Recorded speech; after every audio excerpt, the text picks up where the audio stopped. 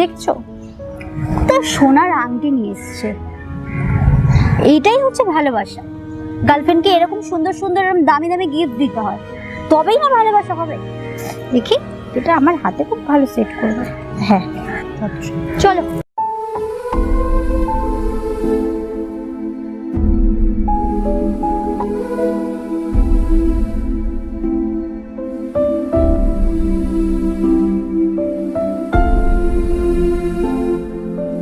আরে আমরা room date করতে পারি না? না, এসব আমার বাড়ি থেকে অ্যালাউ করবে না। তাছাড়া আমি একটা ভদ্র বাড়ির মেয়ে, তুমি আমাকে কি করে এসব কথাবার্তা বলছো?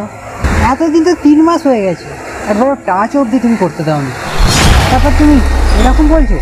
তুমি কি আমার সাথে এই জন্য সম্পর্কে এসেছিলে, যাতে তুমি আমাকে টাচ করতে পারো, আমার সাথে রুম ডেট করতে পারো, এগুলোর জন্য?